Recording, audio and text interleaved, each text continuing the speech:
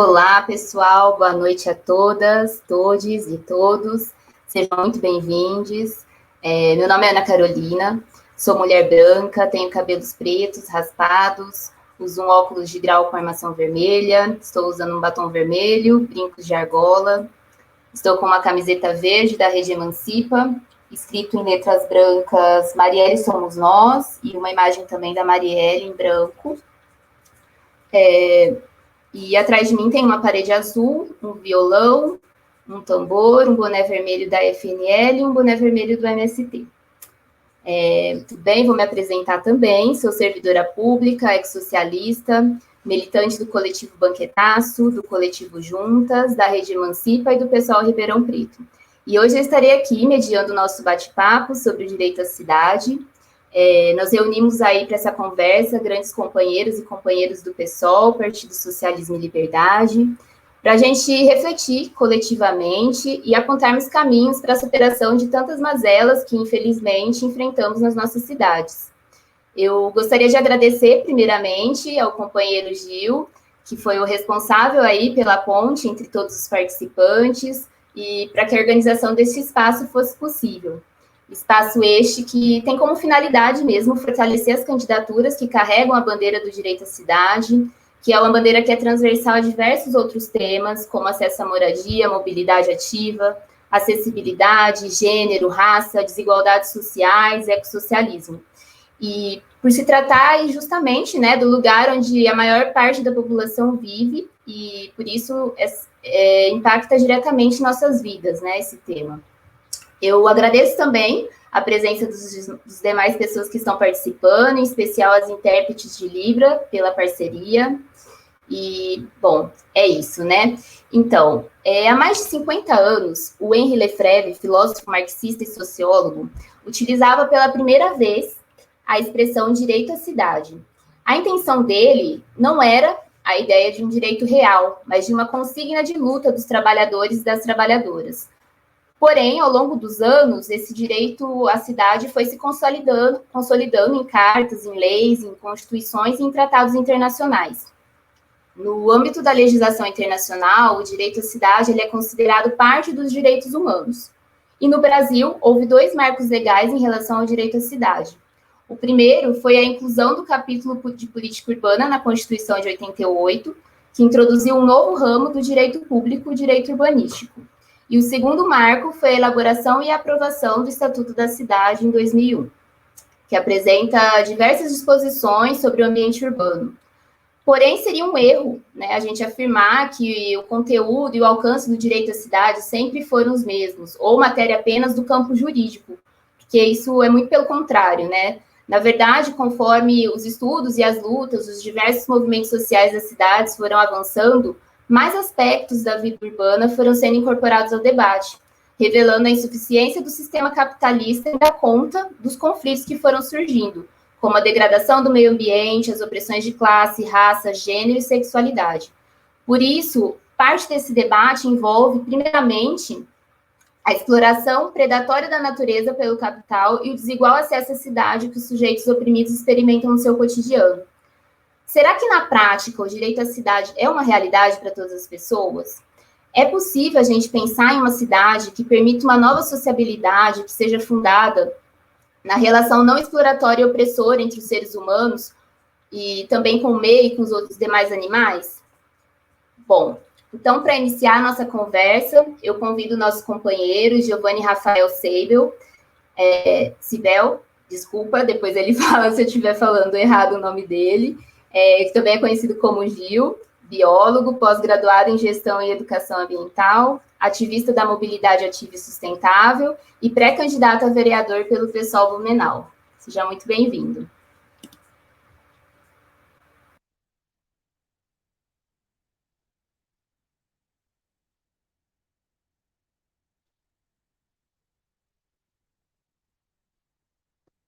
Olá, boa noite a todas e todos. Eu sou o Gil, sou moreno, cabelo comprido, comprido não, né? Não é curto, mas cabelos longos. Estou usando uma camisa cinza Na minha camisa tem uma imagem de uma bicicleta que está escrito movida a cuscuz e tapioca, uma camiseta do Fórum Nordestino da Bicicleta, e atrás de mim tem uma parede praticamente branca. Bom, eu gostaria de agradecer a Ana, né, pela fala ali, e dizer que é uma honra muito grande estar nesse momento aqui, reunindo o pessoal de vários locais, né? Surgiu essa possibilidade quando eu tive um primeiro contato com a Luca Freitas, aí de Ribeirão Preto, relacionado a uma estratégia nacional para bicicleta, com a União de Ciclistas do Brasil, que ela fez essa ponte entre comigo e com o pessoal do Ribeirão Preto, e nessa conversa surgiu essa possibilidade de fazendo esse evento para debater um pouco sobre mobilidade, sobre direito à cidade. E eu fiquei muito contente quando eu soube que o Guilherme Tampieri também faz parte do PSOL e é pré-candidato a vereador em BH, então surgiu essa ideia de estar juntando todo mundo aqui para a gente fazer esse bate-papo. E resultou num encontro entre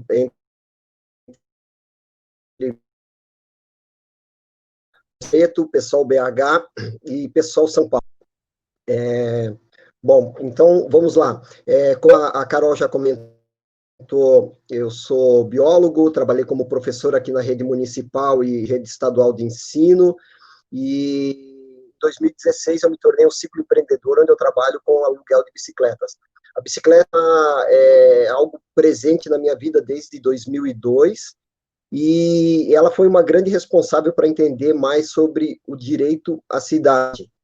Então, eu penso que o direito à cidade ele está diretamente ligado com o sentir a cidade, né? Então, a partir da vivência e do significado que a gente dá no cotidiano. Então, essa apropriação da cidade nos dá consciência que a nossa vivência transforma o ambiente. Então, como, né? Então, no nosso dia a dia, no cotidiano, aos poucos a gente vai transformando a cidade, vai construindo a nossa cidade. Então, é através pegando ônibus, indo para a escola, indo para o mercado, para a feira, indo trabalhar, construindo as nossas casas, né?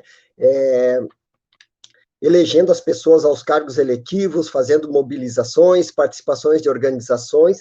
Então, dessa maneira, a gente começa a ter esse pertencimento com a cidade, começa a ter esse direito à cidade. Então, eu percebo que a grande sacada disso é fazer que as pessoas comecem realmente a exercer o direito à cidade. Eu até vou dar uma buscada aqui, ó, que como a Carol citou ali do Henri Lafebre, ele comenta que é muito mais, a cidade é muito mais que a liberdade individual para acessar os recursos humanos. É um direito de mudar a si mesmos por mudar a cidade. Então, de que maneira a gente consegue fazer essas mudanças na cidade? Eu vejo o seguinte, assim, eu uso a bicicleta diariamente aqui em Blumenau, né? É o meu principal meio de transporte. E me indigna muito quando, por exemplo, eu tomo uma fina, tomo uma pressão, então eu sempre penso nessa possibilidade de estar lutando pelos direitos, né, que eu tenho à cidade. Só que muitas vezes tem pessoas que estão pedalando cada vez mais no cantinho, tomando fina de automóveis e sequer lutam pelos seus direitos, né? E eu vejo isso também com pedestres. Então, você tem carros estacionados em cima da calçada, você tem calçadas inadequadas, e eu não vejo essa movimentação de pedestres da mesma forma como a gente tem através da bicicleta. Me deixa feliz porque eu sei que eu soube que em São Paulo tem o Sampa Pé, então voltado para pedestre, então já tem essa organização. Então eu penso que de que maneira a gente consegue é, é, influenciar para que essas pessoas tenham esse pertencimento à cidade, que elas comecem a pensar. Então, isso aconteceu comigo em 2002, quando eu comecei a fazer parte da ABC, Associação Blumenauense Pró Ciclovias.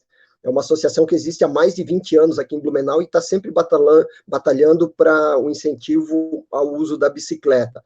Então, eu comecei a fazer parte desse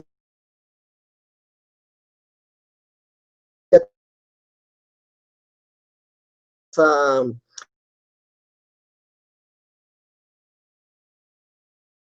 os espaços urbanos, mas a presidência dessa associação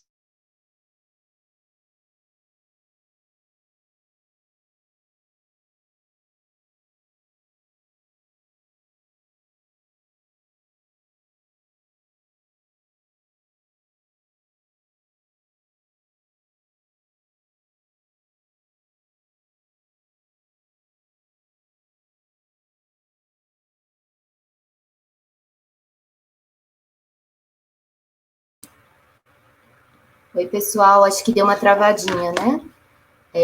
Gil, você está ouvindo? Não sei, deve ter tido algum problema de conexão. Oi, tô aqui. Oi. Tá, então agora tá dando para ouvir novamente. Deu uma travada, se você puder retomar um pouquinho sua fala. Pronto, tô de volta. Agora acho que vai, né? Bom, vamos lá. E daí, quando eu assumi a presidência da ABC, automaticamente eu assumi uma cadeira no Conselho de Planejamento da cidade. E isso foi uma mudança muito grande na minha vida. Eu comecei a entender mais a cidade, eu comecei a ver os meus direitos à cidade, né? Então, eu acho que essa foi a grande. Fico pensando de que a gente pode fazer com que mais pessoas tenham esse pertencimento, né? Para que as pessoas possam se envolver com a cidade, né? Então, eu acho que isso está muito relacionado aqui a como eu comecei, e é importante a gente influenciar.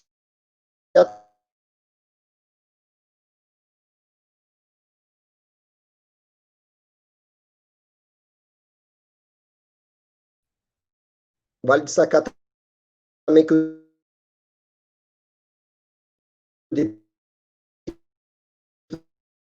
da cidade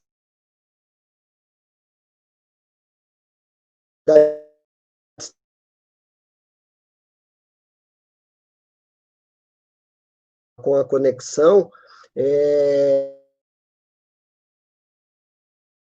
esse questionamento, né? Como é que a gente pode influenciar que mais pessoas tenham o direito à cidade e não simplesmente vivencie elas e passe despercebido, né? Que esteja envolvida com as associações, com coletivos, para que a gente possa buscar cada vez mais uma cidade mais viva, né? Mais democrática, mais justa, mais sensitiva. Às vezes eu fico pensando assim, quantas crianças pedalam na sua cidade? Quantas que você vê na rua pedalando? Será que elas não gostariam de ter esse direito também? Eu trabalhei como professor e sempre fui de bicicleta para a escola. Em cada nova escola, eu trabalhava como assistente, em cada nova escola que eu chegava, eu perguntava, quantos de vocês vêm de bicicleta? O número era bem baixo. Quantos de vocês têm de vir de bicicleta? Era praticamente 100%. Mas deixam de fazer por falta de segurança, de infraestrutura, e por também os responsáveis legais não terem a coragem de liberar essas crianças para estarem fazendo o seu deslocamento de bicicleta. Então, acho que fica esse questionamento, né, de que maneira a gente pode influenciar que as pessoas cada vez mais lutem pelos direitos da cidade. É isso aí, obrigado.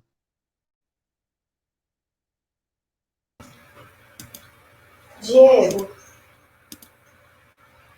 Muito bom, Gil. Acho que você trouxe contribuições muito importantes, né? Trouxe aí a questão de que a gente precisa realmente sentir a cidade, né? Tá ali em contato com a cidade, na vivência, no dia a dia, porque isso vai trazer o pertencimento, né? E a nossa percepção realmente de que podemos mudar esse ambiente, de que é possível uma transformação real. Trouxe também a questão da mobilidade ativa, que também é bem importante. Então, eu convido agora para a nossa roda de conversa, nossa troca de saberes, a Mayra Ribeiro, que é assistente social, ativista pela causa das pessoas com deficiência, militante feminista do coletivo Juntas e pré-candidata a vice-prefeita em Ribeirão Preto, São Paulo. Bem-vinda, Mayra. Obrigada, boa noite a todas, a todos e todos. Bom, a Carol já me apresentou, né? Eu sou a Mayra. Me descrevendo, eu sou uma mulher branca, tenho cabelos cacheados abaixo do ombro, tô com uma blusa branca, ciganinha, tô com um brinco grande, tenho 2 furos, um furo no tragus, um piercing no nariz, uso aparelho nos dentes, atrás de mim tem uma parede azul com uma guitarra. Bom, eu acho que primeiro eu quero trazer algumas questões, né, antes de começar minha fala. Acho que pensar a cidade, né, como um todo, como uma totalidade que não é complexa, né? Eu primeiro queria trazer algumas questões, né? Como pessoa com deficiência, uma mulher cega, né? Eu comecei a pensar a cidade para as pessoas com deficiência depois que eu saí da universidade, né, depois que eu comecei a uma militância no Hospital Dia, daqui de Ribeirão Preto, que é um local de saúde mental, né? E aí, por que eu comecei a pensar a questão das pessoas com deficiência e o acesso a direitos? Como assistente social, né? Eu comecei a perceber que essas pessoas, elas tinham a maioria dos direitos negados a elas, né? Então, principalmente o direito às cidades. Depois eu vou trazer algumas questões que, por exemplo, aqui em Ribeirão Preto, com a atual gestão, essas pessoas está sendo negado o acesso ao passe livre, né? As pessoas com deficiência, elas têm o direito ao passe livre municipal, né? E aqui em Ribeirão Preto tem uma burocracia enorme para que essas pessoas tenham acesso. Só que um pouquinho antes de eu falar sobre isso, é importante a gente saber que, de acordo, né, com o censo do IBGE de 2010, nós temos 45 milhões de pessoas com deficiência. Quer dizer, um quarto dessa população possui algum tipo de deficiência. E aquelas pessoas que não possuem a deficiência, que nós chamamos de deficiência aparente, elas possuem a deficiência não aparente, né? Porque eu acredito que todos nós temos uma deficiência. E aí, a gente tem que pensar em várias coisas para pensar sobre o acesso à cidade para as pessoas com deficiência. E aí eu me pergunto, será que as cidades ela está realmente preparada para receber as pessoas com deficiência? E nós acreditamos que não. Por quê? Porque é claro que é importante nós trazermos as questões de rampa, corrimãos, pisos táteis, né? É super importante nós trazermos essas questões. Só que o Gil trouxe uma questão super importante, que é a questão das bicicletas, né, de pensar o meio ambiente, que eu também acredito que seja essencial para nós pensarmos em uma cidade para todos. E as pessoas com deficiência, por exemplo, elas têm que fazer uso, às vezes, das suas cadeiras de roda, ou às vezes das muletas, né, ou às vezes das bengalas para pessoas cegas, e nós percebemos que as cidades, elas não estão acessíveis, né, os passeios públicos não são acessíveis para essas pessoas com deficiência. As calçadas, a maioria das vezes, elas são cheias de buraco e cheias de obstáculos para essas pessoas com deficiência. Além disso, o Gil trouxe uma coisa super importante, que é a questão de, por exemplo, quando as pessoas elas vão parar os seus carros, elas param quase em cima da calçada. E aí, quando uma pessoa com deficiência está passando, não dá para avisar para essa pessoa que tem um carro ali. E se ela for uma pessoa cega, ela vai, né, colidir ali com aquele carro, e se ela for uma pessoa que é cadeirante, ela não vai conseguir passar pelo espaço que é pequeno. E aí nós temos que pensar nas questões dos semáforos sonoros. Eu não sei como que é nas cidades dos companheiros, mas aqui em Ribeirão Preto nós temos somente um semáforo sonoro que está localizado em frente da Associação de Pessoas com Deficiência, que é a ADVIRP, né? E, na verdade, nós deveríamos ter semáforos sonoros em toda a cidade, porque nós temos pessoas com deficiência circulando por toda a cidade, né? Então, isso é super importante. Além disso, pensar nas adaptações dos ônibus, dos transportes públicos, para que todas as pessoas tenham acesso nas suas especificidades, né? É super importante nós pensarmos, no caso daqui de Ribeirão, por exemplo, os ônibus. Eles têm acessibilidade, só que na maioria das vezes eles estão muito velhos, na maioria das vezes, infelizmente, né, pela carga de trabalho que esses trabalhadores dos transportes, nós sabemos que eles têm, eles não são preparados para atender as pessoas com deficiências nas suas especificidades. E é muito importante nós pensarmos também que as pessoas com deficiência, elas não são todas iguais. Elas vão ter as suas especificidades, elas vão ter as suas contradições, porque às vezes as pessoas vão nos ajudar na rua, e aí acontece aquela questão de, por exemplo, às vezes a pessoa não está de bom humor, e aí o pessoal fala, mas a pessoa com deficiência, ela, né, vive sempre de mau humor, ou ela não quer receber ajuda. É muito importante nós pensarmos que as pessoas com deficiência são pessoas, né? Então, para além da deficiência, elas são pessoas. Então, sim, tem dias que elas vão estar de mau humor e tem dia que elas não vão querer receber ajuda. Então, é muito importante também nós conscientizarmos a população de que as pessoas com deficiência, elas têm uma maneira certa de ajudá-las, né? Elas precisam sempre quando alguém for ajudar, ela precisa perguntar se quer ajuda.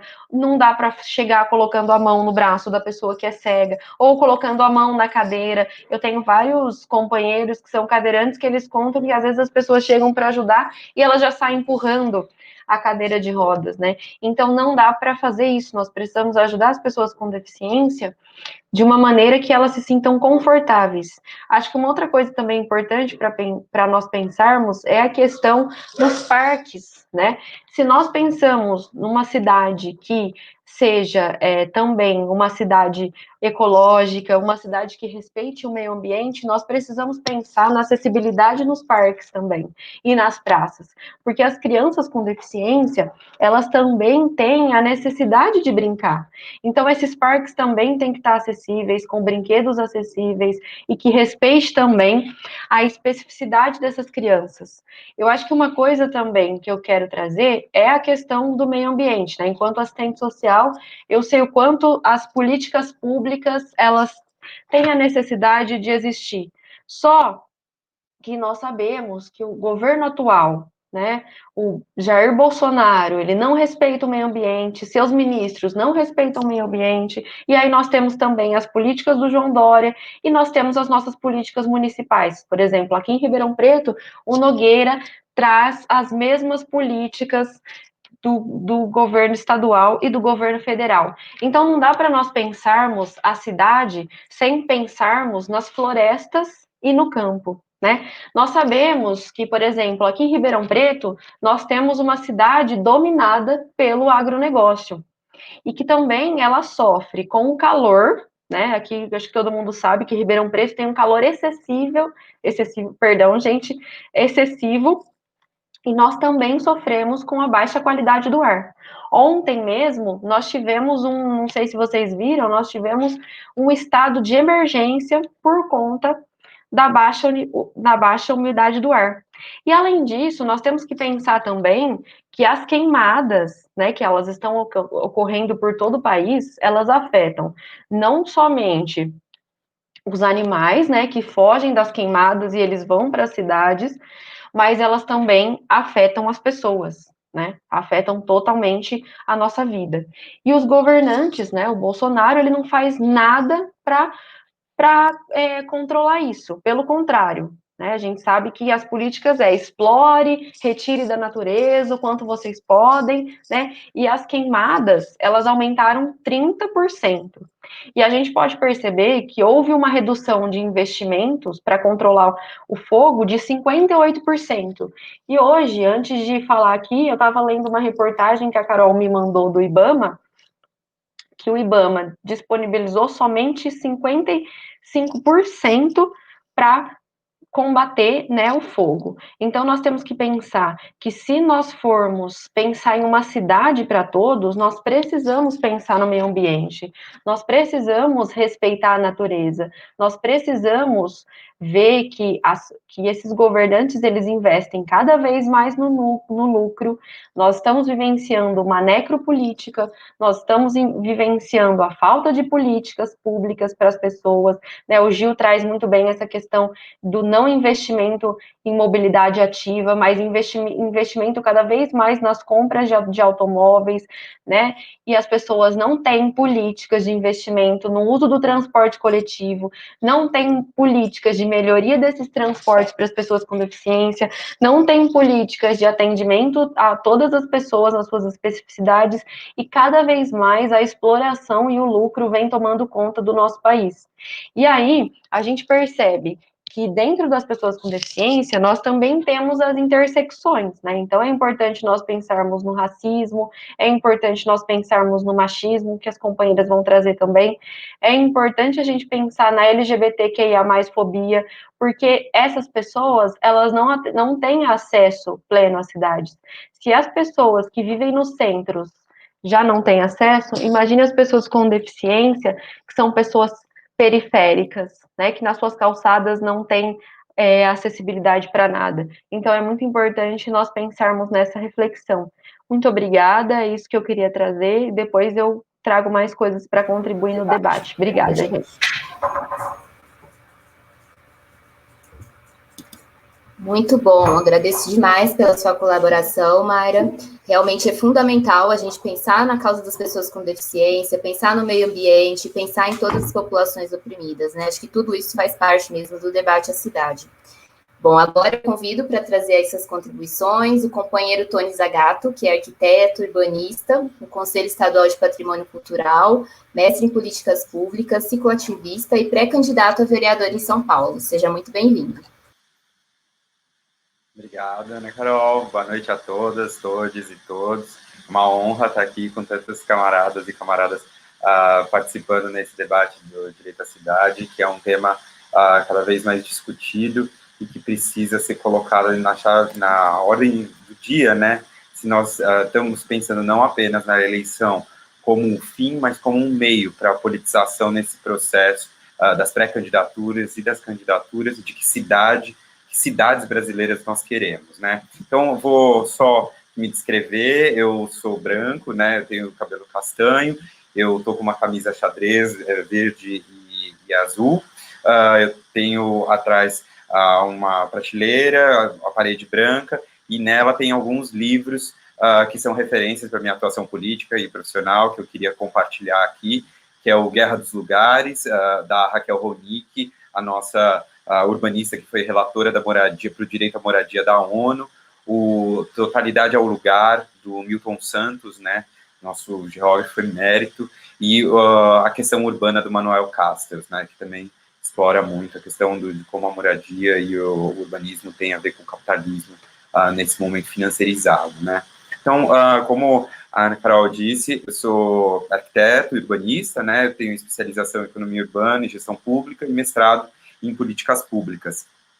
E eu também sou cicloativista, né, pedalo em São Paulo há enfim, mais de 5 anos, e também estou na luta pela saúde, em defesa do SUS, pela reabertura do Hospital Sorocabana integralmente, sob gestão direta. E acho que essas áreas pelas quais eu transito, elas que conformam na prática a minha visão do direito à cidade como um direito que tem muito aspecto prático, muito palpável no nosso cotidiano e que às vezes fica parecendo apenas um conceito abstrato, né?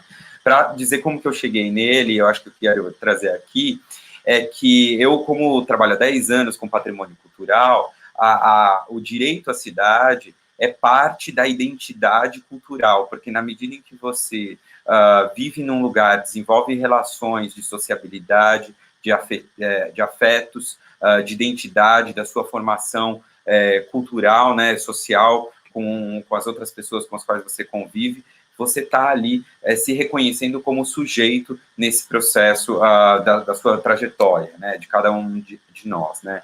Então, em primeiro lugar, eu acho que uma questão na hora que nós falamos de direito à cidade e como traduzir isso para um conceito mais do cotidiano, particularmente na área da arquitetura e do urbanismo, de onde eu falo, sobretudo, é deixar de pensar no urbanismo como uma disciplina que seja técnica ou apolítica, né? O urbanismo é uma disciplina que pode servir a poderes que excluem ou pode servir ao poder popular, que deve promover a inclusão, né, a igualdade, a solidariedade na nossa sociedade, né?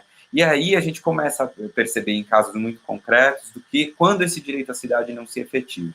Eu vou trazer um exemplo agora, que está em debate na cidade de São Paulo, que é o do Vale do Anhangabaú, que foi agora por uma obra da gestão, que atravessa gestões, né, na verdade, desde a gestão Serra Kassab, passa pela gestão Haddad, Dória Covas, e são gastos agora quase 100 milhões de reais para reformar integralmente o Vale do Anhangabaú em plena pandemia, quando esses 100 milhões de reais não passaram por um controle social e deliberativo para que se decidisse se esse valor deveria ser investido num lugar que tinha problemas de acessibilidade, algumas questões de transposição ali no centro de São Paulo, mas que não precisava de uma devastação completa do projeto pré-existente para fazer uma obra vistosa em tempos eleitorais, né? O que isso quer dizer, para mim, pelo menos, como direito à cidade? Que um valor essencial, que é o da democracia e da participação popular, não foi exercido aí no orçamento e na decisão da pertinência disso ser feito, né? Então, eu acho que um traço fundamental é exercer o direito à cidade pela democracia direta, incentivar os mecanismos como os plebiscitos e os referendos, mas também que a população tenha poder deliberativo, né, dentro dos conselhos, que são dezenas nas cidades todas do Brasil, e na cidade de São Paulo, particularmente, existem centenas de conselhos que podem decidir a melhor, pela participação popular, a melhor solução e atender às reais demandas da população nos bairros, nas bases. Porque, senão, essas decisões são autoritárias, são centralizadas e acabam excluindo boa parte da população. Uma outra questão que, para mim, passa pelo direito à cidade é quem está controlando os serviços públicos e os equipamentos públicos, né? Nós temos visto uma demonização dos espaços, dos equipamentos públicos, porque isso interessa precarizá-los, desmontá-los e depois privatizá-los, né? O estádio do Pacaembu, o ginásio do Ibirapuera, o Hospital Sorocabana e tantos outros lugares da cidade de São Paulo têm sido deteriorados com intencionalidade pela prefeitura para que depois se justifique uma privatização e, com isso, a exclusão, só podendo acessá-los quem pode pagar, né? E entregando esses lugares ao interesse do lucro, que não é o interesse da cidade, né? Não é o interesse do público. E isso também se reflete na mobilidade, quando nós temos um transporte que não é público no final. Ele é um transporte que é garantido por empresas recebendo dinheiro público e fazendo, sem nenhuma fiscalização efetiva, né, o atendimento pleno das necessidades da população, sobretudo aquela que não tem acesso, não tem renda suficiente, né? Então, a tarifa zero efetivar, por exemplo, o direito à cidade para usufruir de todos os espaços públicos, né? E também isso se repete no sistema de mobilidade de bikes, com a entrega aqui em São Paulo, por exemplo, do sistema de bikes de aluguel para um banco administrar, né?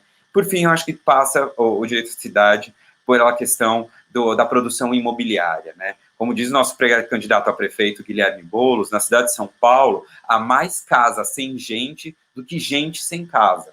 A quem interessa 40 mil unidades habitacionais servindo para especulação, vazias, muitas em áreas dotadas de infraestrutura e que não têm servido a população que precisa de moradia e que explodiu durante a pandemia, a população em situação de rua, né? Que a gente vê dramaticamente nos espaços centrais da cidade, né?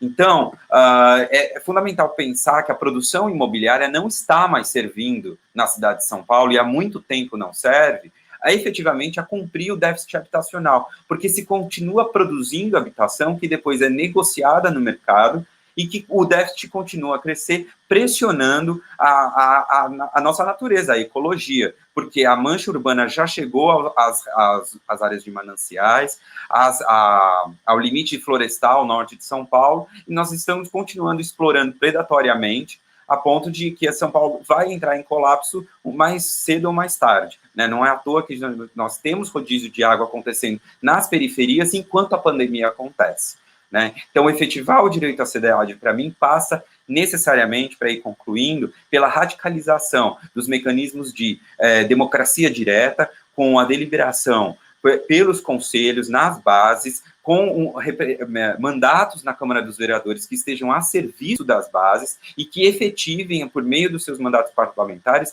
essas decisões pressionando a prefeitura, né? Então, acho que isso é uma forma essencial se nós queremos realmente mudar esse sistema que é estruturalmente desigual, racista, opressor, machista, e que não tem servido ao conjunto da população, mas à minoria privilegiada e rica.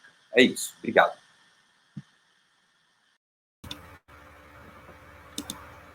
Excelente, Tony. Grande contribuição, trazendo aí a questão da moradia, a questão da necessidade da democracia direta. Acho que é isso aí mesmo. Muito importante a sua fala. Eu gostaria, então, agora de convidar a nossa companheira Manuela, que é especialista em cultura e literatura, pós-graduando em Direitos Humanos e Relações Étnico-Sociais, ativista em projetos coletivos e movimentos sociais e pré-candidata a vereadora em Blumenau, Santa Catarina. Bem-vinda, Manu. Bem-vinda. Obrigada, gente. Muito obrigada pelas boas-vindas. Agradeço a companheirada o convite, né, para estar aqui na live de hoje, falando de um tema tão importante para mim e para vários blumenauenses, que é a questão do direito à cidade. Vou me descrever. Atrás de mim tem uma estante com livros no formato de casinha.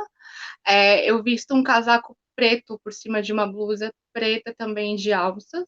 Sou uma mulher branca, tenho cabelos curtos e estou usando um óculos de armação vermelha nesse momento, a mesma cor do batom que eu uso também. Então, como a Ana falou muito bem na minha apresentação, eu tenho me dedicado bastante à área dos direitos humanos, né? Eu acho que tem tudo a ver com a questão do direito à cidade também, porque a gente vive inúmeros tensionamentos quanto de respeito a contar a história de uma cidade que é branca, né? Cujo povo diz pelo menos que tem traços alemães, que é vendida como cidade de alma alemã ou Alemanha sem passaporte. E essa questão, ela me incomodou bastante e tem me incomodado neste mês de setembro, porque a gente comemorou 170 anos da nossa cidade, né? E trazer a debate essas minorias, todas essas questões, contribuem sim para a gente ter mais direito à nossa própria cidade, né? Para construir a democracia de fato, como todos os companheiros falaram até aqui, então. Em termos acadêmicos, até, sem querer partir para o academiquez, eu estou falando de uma coisa chamada decolonidade. O que é decolonial, né? Que foge da colonialidade. E é um tema super debatido no universo acadêmico, temas de dissertações, mestrados, enfim. Mas eu prometo para vocês que eu vou trocar em miúdos e vou transformar isso numa coisa super tranquila de ser compreendida de fato, né? Sim, ouvir as histórias dos outros e trazê-las para a praxis, para a nossa prática de cada dia, contribui e muito para uma cidade diversa e cada vez mais democrática e acessível. Os munícipes, eles precisam compreender que nós somos colonizados e que é importante falar dessa história que a história não conta. A educação, as praças, os parques, as plenárias são lugares em que a gente precisa falar disso, né? Por exemplo, Blumenau também é conhecida por ser aquela cidade dos colonos que chegaram aqui, que eram 12 homens, 4 mulheres, 2 crianças. A cidade do Dr. Blumenau, nome do fundador da cidade, ou também a cidade do Oktoberfest, né? Todo mundo conhece Blumenau por essas questões, enfim, né? Questões relativas à enchente também, que tem tudo a ver com o direito à cidade. Quem são os mais atingidos pelas enchentes, né? Aqui é a população pobre, tal qual a pandemia é uma lente de aumento em cima de todas as nossas desigualdades. Quando Blumenau passa por enchentes, acontece o mesmo. Então, assim, para além dessa Blumenau que nós conhecemos, né, e que também é mostrada para vocês que são de Ribeirão Preto, de São Paulo, enfim, que são dos outros lugares do país que estão nos assistindo agora, vocês desconhecem que Blumenau também foi o palco do extermínio da etnia Xoklen, etnia indígena, né? Sob o argumento bastante chocante para mim, que é o seguinte, abre aspas, o corpo, no caso dos índios, né, assassinados pelos bugreiros, é como banana, corta macio, fecha aspas. Podem respirar, sim, eu sei que é uma frase que assusta, mas essa frase, quando a gente começou a nossa colonização, a colonização aqui em Blumenau dava o aval para que essas populações fossem exterminadas aos poucos, né? E essa história, sim, ela precisa ser dita, porque hoje a gente pergunta onde é que está a população Xoklen, em Santa Catarina, que lugares eles ocupam, né? E eles têm tanto direito à cidade como nós, e isso eu acredito que aqui, que vocês, os companheiros e quem está nos assistindo, seja de comum acordo. Tem uma outra coisa também, que é a respeito do Índice de Desenvolvimento Humano de Blumenau. Né? Já falei aqui, a gente tem um IDH que é de 0,8, ou seja, altíssimo, IDH altíssimo em relação ao restante do país. Mas, quando a gente vai falar nisso, se esquece que Blumenau é a cidade de Santa Catarina que mais tem favelas. E daí eu pergunto para vocês, cadê essa galera dos morros? Cadê essas galera da favela que a gente não encontra por aí? Em que lugar de fato estão, né? Eu estou falando aqui agora do centro da cidade, que é de onde eu vivo, eu moro muito próximo ao centro aqui de Blumenau, e a gente precisa fazer com que essas pessoas acessem a cidade da maneira que deve, porque a periferia não pode ficar longe do centro, ela tem que habitar o centro, né? E, de novo, já que a gente está falando em história, não sei se vocês se recordam também, né? Já que gostam de falar de alma alemã, de IDH 0,8, enfim. Mas vocês esquecem que em Blumenau teve a sua primeira favela, e muita gente desconhece, não é só um esquecimento, em 1940, que foi a favela Farroupilha. Ela ficava próxima à Ponte de Ferro, que hoje em dia ela é um cartão postal aqui da cidade, né? Então, lá no final dessa década de 40, lá por 1948, a Câmara de Vereadores se referiu a essa ocupação Farroupilha como o problema Farroupilha. Então, aqui eu pergunto, né, até quando a periferia vai continuar sendo o problema? Porque não é essa cidade que eu quero para mim, eu quero a periferia como solução, né, atuando junto com a gente. E o que aconteceu? Na década seguinte, então, lá por 1950, esses moradores foram tirados daquela região ali da Ponte de Ferro, que é aqui do lado de onde eu moro, que serviria para turismo e tudo mais, e colocaram esses moradores onde a gente conhece como Rua Araranguá. Justamente para dizer para o turista, talvez, que a cidade não tinha um problema, alguma coisa assim, né? E isso me deixa muito preocupada, porque nada mais é o que é vendido para fora, para as outras cidades, como o perigo de uma história única, né? Esse perigo de uma história única, de que fomos colonizados por alemães, enfim, mostra que a gente se impressiona e que a gente é muito vulnerável à história que nos é contada pelos próprios colonizadores, né? A gente é vulnerável a essa história, a gente acha, ai, tudo lindo e maravilhoso, o que não está errado, né? De fato, não está. Mas é uma história que eu entendo como incompleta, porque tem mais a se fazer, né? Por exemplo, as nossas políticas públicas de qualquer esfera, elas precisam ser desenvolvidas, como eu estou repetindo aqui várias vezes, está sendo desenvolvidas para que esses grupos também se sintam tão merecedores do poder como a gente que vive perto ou no centro da cidade, né? É mais do que varrer a história para debaixo do tapete. Eu sei que histórias como essa tem na cidade de vocês também, seja em Ribeirão, seja em São Paulo, em BH, toda cidade tem uma história escondida embaixo do tapete, varrida, ou uma história escondida nos livros. E ao legislar, a gente não pode esquecer de todas essas populações, de dar voz a elas, né? Não só falar por elas. Elas precisam tomar o espaço de poder. É necessário que o subalterno fale, certo? E, para além disso, gente, o pessoal, não só nós aqui, não só os meus companheiros, o pessoal até a nível nacional, no parlamento e tudo mais, já carrega esse anseio intrínseco, né? De dar voz a quem não tem voz. E eu acredito que eu, assim como os outros companheiros, vamos fazer o possível para que todos os que se sentem subalternos falem na nossa sociedade que é tão desigual. E também não dá para esquecer, no que diz respeito a direito à cidade, a educação dentro desse espectro de contar o que a história não conta, né? E dentro da educação tem inúmeras propostas, inúmeros universos se abrem para a gente falar de tudo isso. Tem até uma frase bastante conhecida que é: se a escola não discute diversidade, seja ela qual for, ela não é capaz de entender as diferenças de suas crianças, né?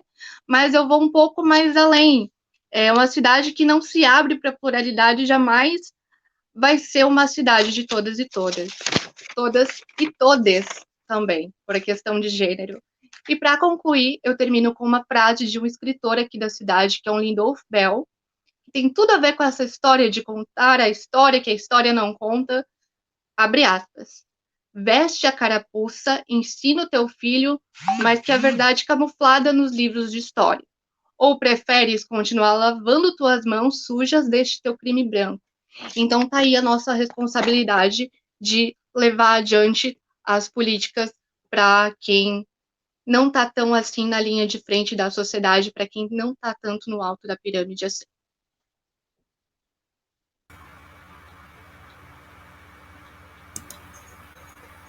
Importantíssima fala, Manu. Muito relevante, muita coisa que você trouxe realmente, só que de Ribeirão, nasci em São Paulo, mas eu desconhecia da história aí de Blumenau. Acho que é fundamental a gente ir se apropriando realmente de toda essa história, né? A gente vive no Brasil e muitas vezes a gente desconhece justamente pela forma como a gente foi colonizado, enfim. É muito importante tudo isso que você trouxe, né? Sobre a questão da diversidade, da importância da diversidade para a cidade. E da importância realmente da gente dar o protagonismo para quem é da periferia, né? Para as pessoas que não têm visibilidade alguma, né? Na sociedade que a gente vive hoje, enfim. Chamo agora, então, nosso companheiro Guilherme Tampieri, que é formado em Relações Internacionais, especializado em Gestão Ambiental, ativista pelo direito à cidade e pré-candidato a vereador em Belo Horizonte, Minas Gerais. Bem-vindo, Guilherme. Olá, pessoal. Boa noite. Só que no retorno, tá rolando o meu som? Pode fazer assim que eu... Beleza, obrigado. É um prazer enorme estar aqui, né? Sou o Guilherme Tampieri, me descrevendo. Sou um homem branco, cabelo curto, mais ou menos preto, meu cabelo eu nunca sei que cor é. Estou de óculos com armação azul, tenho uma barba bem fechada, assim, né, no rosto todo. Estou com uma camiseta branca, escrito "Eu quero uma BH que respeite o direito dos animais", e na minha manga esquerda tem uma patinha de gatos e cachorros. Fica até complexo querer falar algo, né, e não comentar as falas que vieram anteriormente, porque tem coisa tão potente, né? Acho que a Manu trouxe agora uma parte muito constante das nossas cidades, né, que é esquecer ou invisibilizar as histórias que não estão nos livros, né, que não estão nos planos, e nós que nos colocamos nesse lugar de tentar a luta por um outro campo, né, o campo institucionalizado, nós temos um compromisso que é fazer com que essas várias histórias que são invisibilizadas, inclusive nas legislações, nos orçamentos municipais, nas quebradas, né, que não chegam ao centro do debate, mas também ao centro da cidade, que é onde normalmente as coisas acontecem, a gente tem esse compromisso de fazer com que a cidade transborde a sua pluralidade, né, das diversas diversidades que existem. Maíra trouxe muito isso, a importância dessa discussão das pluralidades. Mas eu vou voltar um pouquinho, né, nesse papo aí sobre direitos à cidade e fazer uma pergunta para quem nos escuta, né, e para quem está aqui conosco, convidadas, né, as pré-candidatas e candidatos. Que cidade é essa que a gente quer ter direito a ela? É uma cidade que nos mata porque caminhamos e andamos de bicicleta, uma cidade que nos mata porque não nos dá a opção de escolher o ar que a gente respira, uma cidade que nos mata quando a enchente vem e ela virá cada vez mais por conta das mudanças climáticas, é uma cidade que nos mata quando nossas casas desmoronam por conta de uma chuva, né? Então, tentando inverter um pouco, né, e num caminho de tentar responder também a essas perguntas, né? Não é essa cidade que eu quero ter direito, né? Eu imagino que quase ninguém. Essa cidade que nos mata, ela serve a muitos poucos que detêm os grandes capitais, né? Citaram aqui os empresários do transporte coletivo, historicamente financiadores de campanhas eleitorais desses sujeitos que aí estão há muitas décadas. Mas a gente tem outros, né, que citaram o capital imobiliário, Tony trouxe isso, né, também são cidades essas pessoas querem que essa cidade não tenha moradia para todas e todos, né? Então, cabe a nós que optamos por esse caminho da institucionalidade nesse momento do Brasil em que tudo se nega, né, que se nega o fogo no Pantanal, que se nega o fogo no Cerrado e na Amazônia, em que a gente nega quase tudo, né, que também nega a mudança do clima. A gente tem a obrigação ética de dialogar com as pessoas, de abrir as pontes para que essas pessoas entendam o nível do colapso em que a gente está, né, do colapso climático, aqui que eu queria fazer um recorte na minha fala, porque quem falou antes de mim falou bem demais sobre muitos assuntos, né? Então eu vou tentar lançar à luz a importância da gente fazer essa discussão sobre o clima. Por quê? Eu vou começar de um lugar, né? A gente poderia começar de vários. Eu vou começar da PEC 95, famosa PEC do fim do mundo, que simplesmente cortou o repasse para os municípios, todos os municípios do Brasil, né? Repasses de coisas que seriam, por exemplo, para ampliação de malha de infraestrutura cicloviária, moradia, transporte coletivo, gestão de resíduos, por exemplo. E o que acontece com os municípios quando eles perdem a capacidade de investimento, né? Eles ficam com o orçamento cada vez mais restrito, com maior dificuldade de fazer as escolhas que precisam ser feitas, né? E nós, quer seja quem está aqui, né, como pré-candidato ao executivo e ao legislativo, a gente tem que se apropriar dessa linguagem, né, do orçamento municipal, porque é ali que a gente vai entender como a cidade vai ser produzida, reconstruída ou não. E aí, citando um exemplo ligado ao clima, Belo Horizonte passa historicamente, no final do ano, início do ano, por chuvas cada vez mais intensas. E é sabido, né, porque a gente tem um estudo de vulnerabilidade, que a nossa cidade, a capital mineira, tem 4 grandes consequências ligadas às mudanças climáticas. A primeira delas são as ilhas de calor, que afetam especialmente periferias ao norte da cidade. A gente tem os deslizamentos, as enchentes e a ocorrência de doenças vetoriais, como chikungunya, dengue. E as enchentes, elas estão vindo cada vez mais, né? Não sei se vocês acompanharam, em janeiro de 2020, pouco antes da pandemia, a cidade passou por a sua maior chuva da história e destruiu muitos lugares na cidade, né? Destruiu especialmente as vias. E o que a gente foi e fez? Reconstruiu essas vias igualzinho, né? Será que a gente vai esperar uma mudança nas chuvas de 2021, a partir do momento que a gente fez a mesma coisa que a gente faz o tempo todo, que é impermeabilizar o nosso asfalto, que é abrir espaço para os automóveis?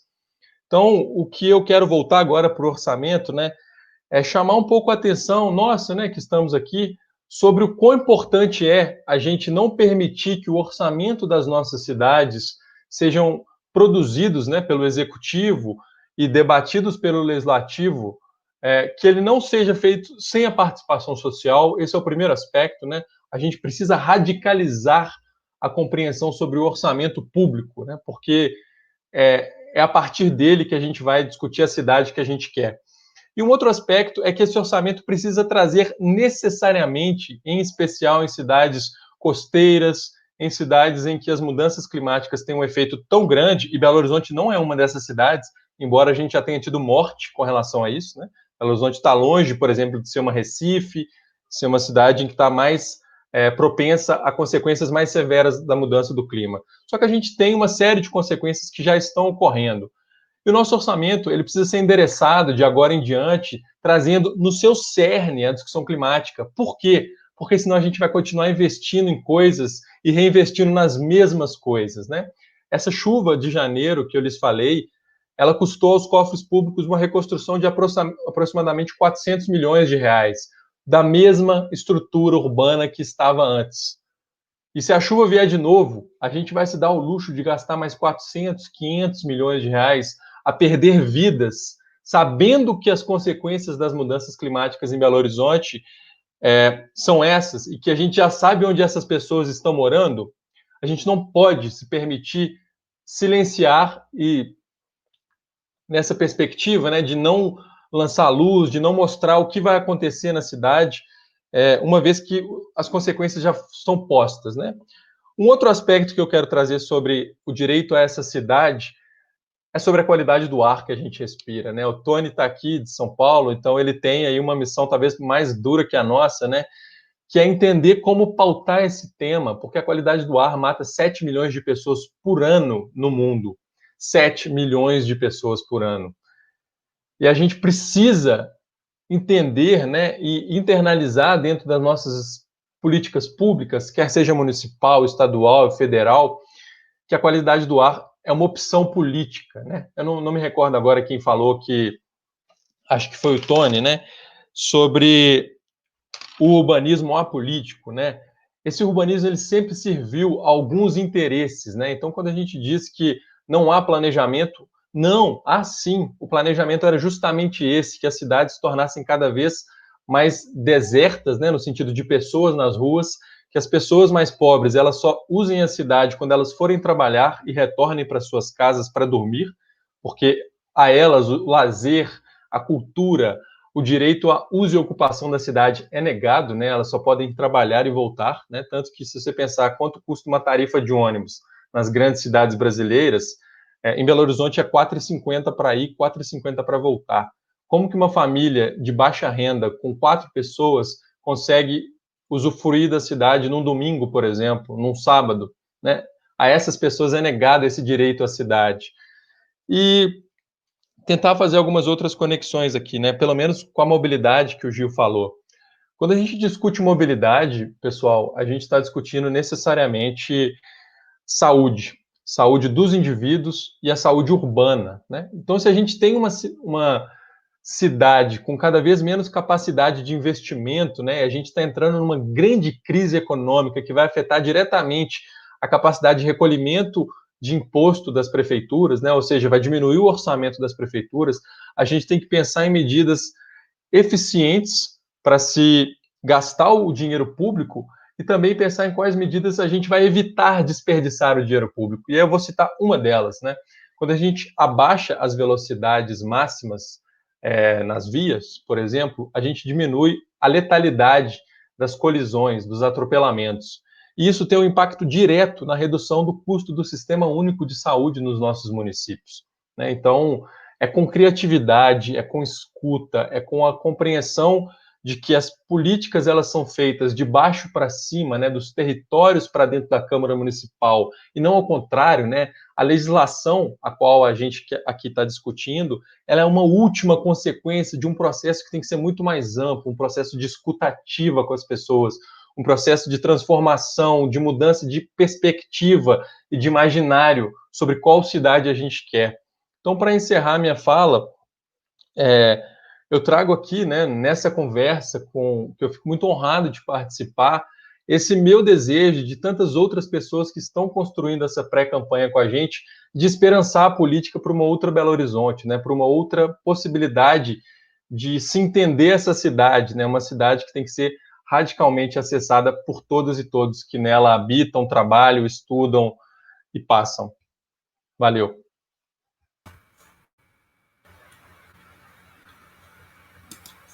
Muito boa fala, Guilherme. Acho que é fundamental trazer a questão do meio ambiente. Realmente a gente precisa repensar, né? A Mayra colocou a questão aqui de Ribeirão Preto. A gente está em estado de emergência por conta da qualidade do ar, pela baixa umidade.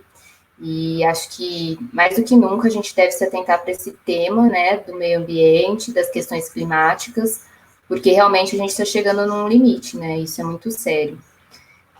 Bom, então, para fechar esse nosso primeiro ciclo, eu gostaria de convidar a Georgia Faust, mestre em educação, feminista, ciclista urbana, vegana e pré-candidata a prefeita em Blumenau, Santa Catarina. Muito bem-vinda. Olá, obrigada.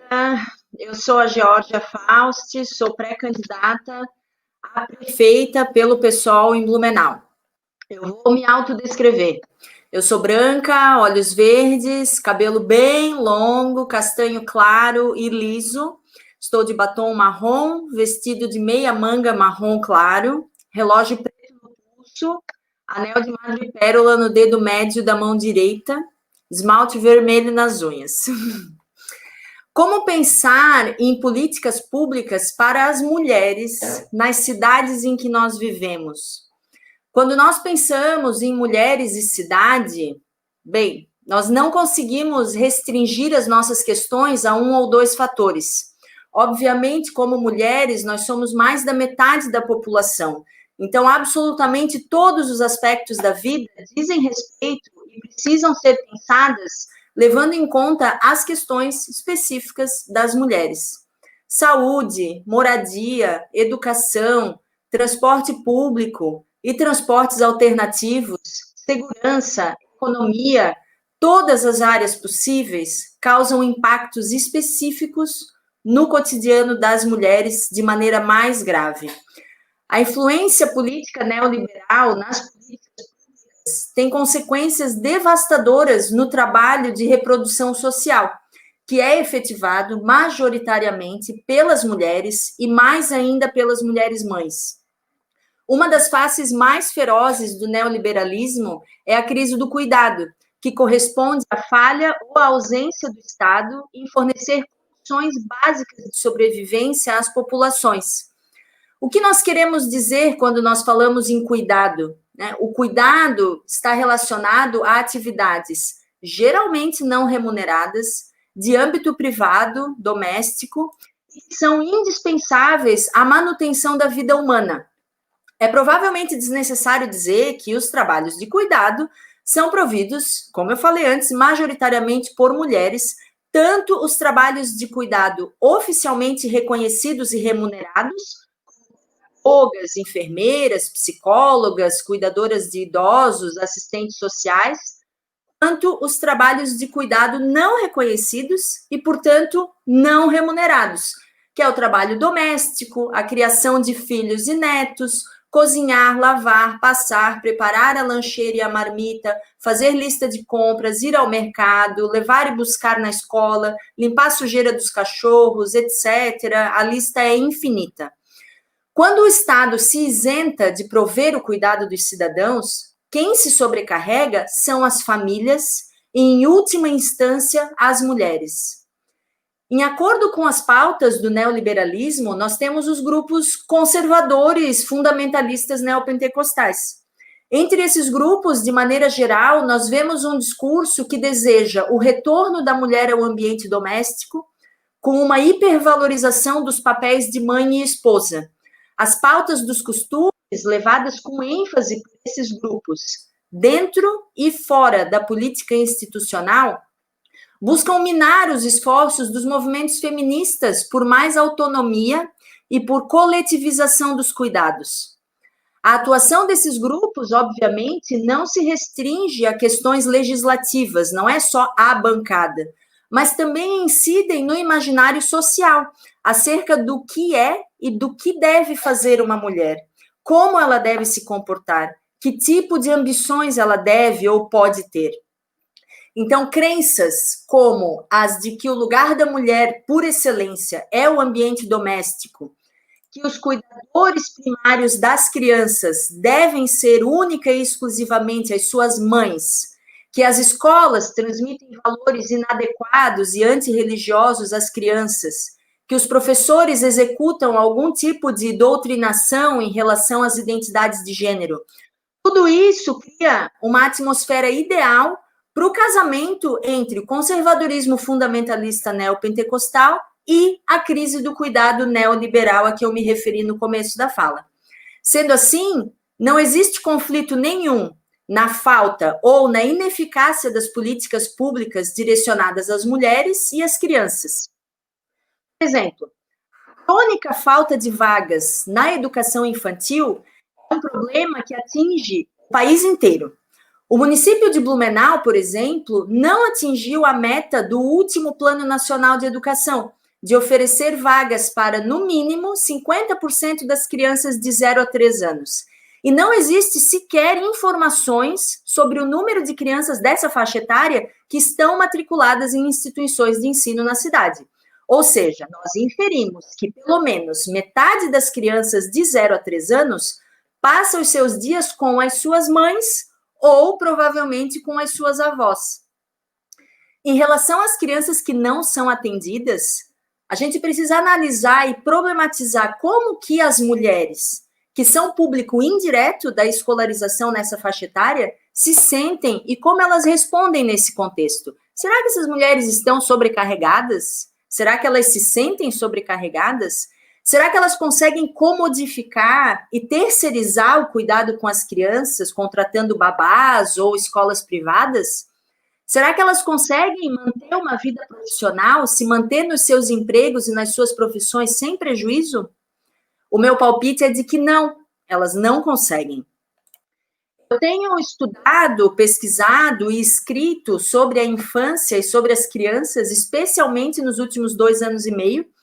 Na minha vida profissional, eu atuo como presidenta de uma ONG que trabalha com o acolhimento de mulheres vítimas de violência doméstica e sexual. E nesses estudos que eu tenho feito sobre as mulheres, as crianças e as suas socializações, em paralelo com a minha experiência pessoal como mãe, eu percebi como as visões sociais em relação às mulheres e à maternidade têm mudado nos últimos anos. Muito mais nos últimos anos no Brasil, com a popularização de coisas como a teoria do apego, o ativismo pela educação domiciliar, o homeschooling, o unschooling e os movimentos anti-vacina. Essas demandas emergentes, cada vez mais amplas no Brasil, por mais economicamente liberais e conservadoras nos costumes que sejam, elas também encontraram um lar dentro de grupos progressistas, feministas e veganos.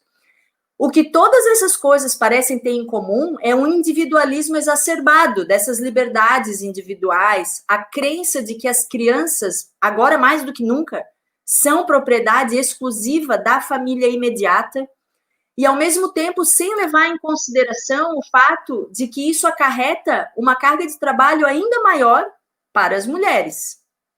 O neoliberalismo e a crise do cuidado, assim como o fundamentalismo neopentecostal, ambos em franca ascensão nos últimos 30 anos, eles fortaleceram o papel central da mãe na criação das crianças e obstruíram formas alternativas de a gente desenvolver as infâncias e viver a maternidade.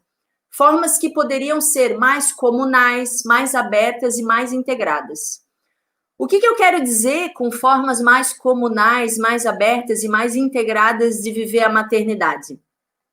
Através, por exemplo, da implantação de políticas públicas que contemplem uma maior participação popular nas decisões do município, a implantação de hortas comunitárias para garantir segurança nutricional e soberania alimentar para os moradores da cidade, a implantação de cozinhas e lavanderias comunitárias que possam proporcionar às famílias lugares seguros de convivência, de acolhimento e de partilha, a garantia de vagas nas creches públicas para 100% das crianças, para que as mulheres não sejam prejudicadas nas suas vidas profissionais e nas suas realizações pessoais, transporte público de qualidade, com horários que contemplem não apenas a ida e a vinda do trabalho, mas também as possibilidades de lazer e de acesso à cidade, a construção e a manutenção de parques, mas parques de verdade e não essa vergonha que nós temos em Blumenau, onde há somente um parque, que pode muito bem ser descrito como minúsculo, e cujo acesso acaba sendo restrito às pessoas que moram na região central, porque ele fica na região central. Outra coisa muito importante e totalmente possível de ser implementada é a tarifa zero para o transporte público, como já acontece em outras cidades do Brasil e do mundo. Além disso, obviamente, que haja alternativas seguras para as pessoas, em geral, se locomoverem de outras formas menos poluentes e mais integradas. Bom, a gente não tem aqui nem o básico em Blumenau, que são as calçadas seguras para os pedestres. Imagina em relação a todo o resto que eu acabei de pontuar. A maior parte das calçadas em Blumenau não tem nem os requisitos mínimos de inclusão. E quando eu falo em inclusão, eu me refiro a um conceito bem amplo mesmo, né? No bairro onde eu moro, por exemplo, em vários trechos das ruas, sequer existe calçada. Quando existem, elas têm buracos ou têm subidas e descidas intransponíveis. Então, é inviável sair de casa com um carrinho de bebê, com uma muleta, com um patinete, imagina com uma cadeira de rodas. Nós confinamos as pessoas que cuidam das crianças, as pessoas com qualquer tipo de dificuldade de locomoção temporária e as pessoas com deficiência ao ambiente doméstico. Elas simplesmente não podem sair de casa. É inviabilizada qualquer possibilidade de movimentação segura e confortável dessas pessoas. Passando desse estágio básico de fornecer esse mínimo para a população, principalmente periférica, porque nas regiões centrais e ricas da cidade esse problema obviamente não existe, nós precisamos pensar no que eu me referi antes, formas menos poluentes, mais integradas de locomoção, ciclovias, ciclofaixas, aumentar a malha cicloviária e fazer com que esses espaços sejam realmente seguros. Muitas pessoas com quem eu converso dizem que adorariam se locomover de bicicleta com mais frequência, mas não fazem porque têm medo. E isso é algo muito grave e muito triste de se ouvir. Eu acho que eu nem preciso falar do papel fundamental da educação para esse processo, tanto nas escolas, falando sobre trânsito, sob uma perspectiva menos carrocrática, quanto em termos gerais, exigindo dos motoristas de carros, ônibus e caminhões um conhecimento mínimo em relação à legislação. Como ciclista urbana, eu cansei, e o Gil vai confirmar isso, eu cansei de levar buzinada e de ser xingada por estar exatamente onde eu deveria estar, que é na rua. Bom, esse debate é muito longo, envolve tantos aspectos e todos tão importantes que certamente nós vamos aprofundar todos eles em futuras conversas. Eu espero ter levantado alguns pontos interessantes e contribuído de alguma forma para esse debate com a minha perspectiva. E eu quero ouvir também de todos vocês que estão assistindo, com comentários e com perguntas, e também dos meus camaradas que estão aqui na live. Obrigada pela atenção, e era isso que eu tinha para falar. Muito bom, Georgia. Acho que você trouxe, principalmente agora, durante a pandemia, né? A sua fala, ela é muito importante, né? Com essa questão do cuidado, né? A pandemia, ela deixou ainda mais evidente, né? Essa questão da carga do cuidado, sempre direcionada para as mulheres. Acho que nós somos aquelas que mais precisamos mesmo de políticas públicas nas cidades, né? E, no entanto, as cidades, elas não são feitas para a gente, né? Então, assim, me senti muito contemplada com essa fala. E também gostaria de convidar as pessoas que estão assistindo para que comentem. É bem importante ter a participação, né, de todas, todos. Acho que a gente vive aí, né, um organismo coletivo que não deveria ter superioridade, né? É um erro a gente achar que há superioridade entre nós, né, que há superioridade entre nós, os animais e a natureza, né? Ninguém é feito para servir ninguém, né? Na verdade, a gente convive aí em cooperação, né, em comunhão. Isso seria, na verdade, o ideal, né? Vivemos aí em um organismo coletivo. Enfim, eu gostaria agora, então, devido aí ao tempo, né, a gente precisa ir finalizando, eu queria chamar, então, novamente, né, os nossos participantes para responderem, comentarem algumas perguntas, né, e já encaminharem aí para uma conclusão nas falas. Acho que hoje a gente teve muito aprendizado, né, acredito que ainda vamos ter aí com relação a essas perguntas. Bom, então, acho que agora a gente poderia inverter a ordem, né, dos participantes, fazer uma pergunta para a Geórgia, que acho que ela já deixou muita coisa ela trouxe já, né, nos elementos da fala dela, mas como que a gente poderia aí pensar em políticas públicas para as mulheres na cidade em que a gente vive, né?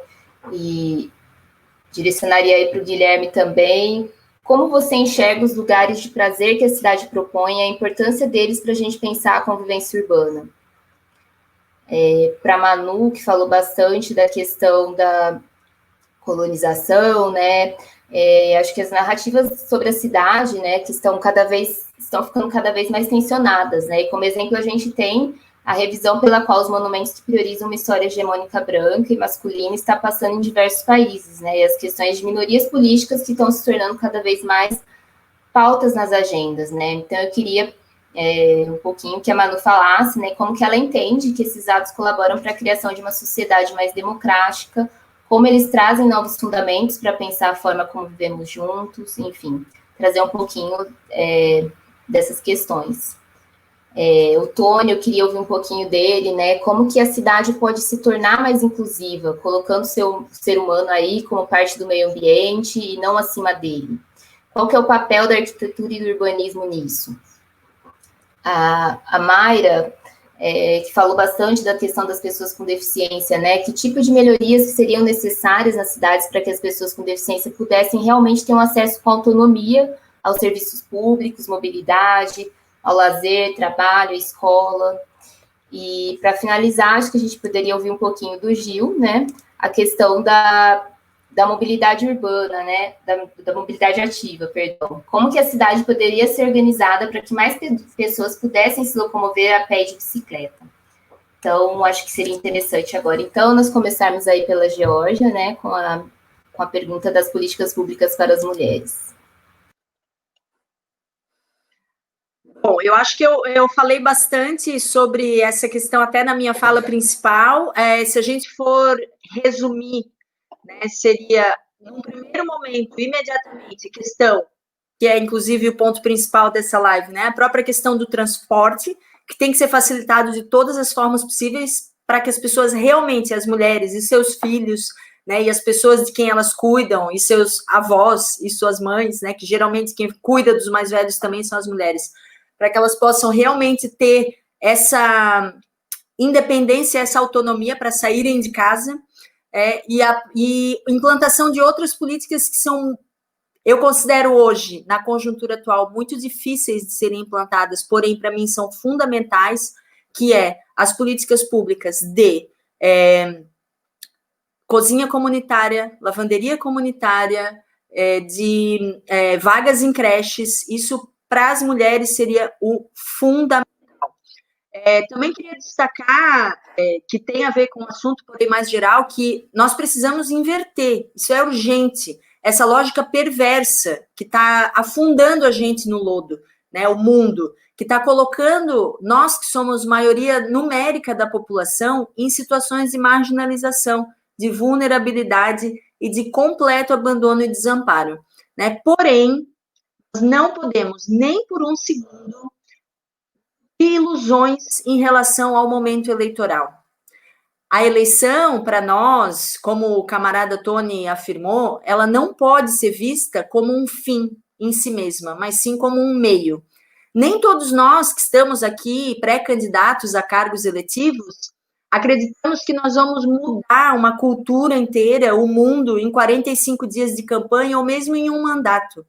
Até porque o problema do neoliberalismo e do conservadorismo não é localizado, não é específico, não é do meu bairro, não é de Blumenau e não é nem do Brasil, nem de Ribeirão Preto e nem de São Paulo. E por nós querermos mudanças sistêmicas, estruturais, que todos nós aqui dessa live hoje estamos envolvidos em movimentos sociais mais amplos e permanentes, né? Nós não estamos aqui especificamente hoje defendendo essas bandeiras e essas pautas por ocasião, por causa da eleição.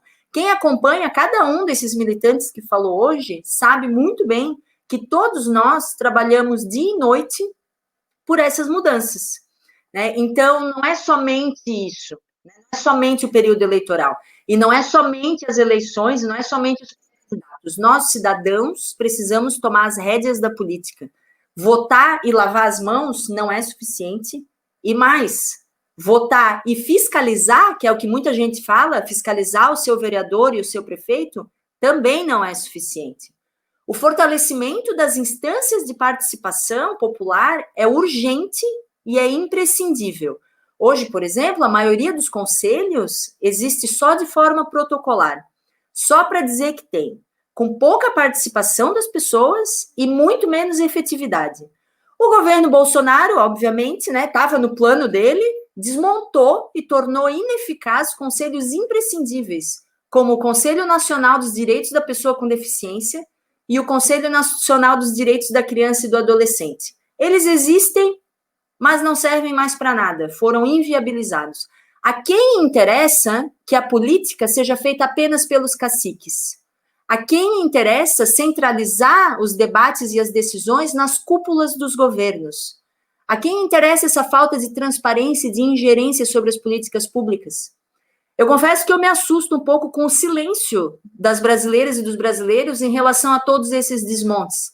Eu não exatamente me surpreendo, mas eu me assusto, né? Eu me assusto porque eu esperava uma reação muito mais enérgica em relação a todo esse desmonte.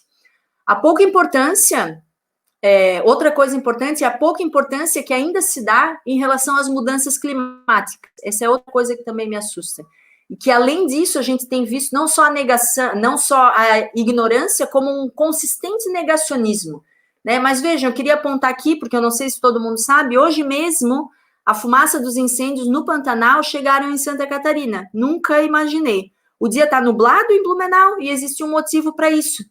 Mas parece que as pessoas não ligam o que está acontecendo no Brasil, em todos os sentidos, de políticas públicas, de questão de direitos das pessoas com deficiência, crianças, adolescentes, mulheres, não ligam isso a um projeto político, a um plano de governo, né?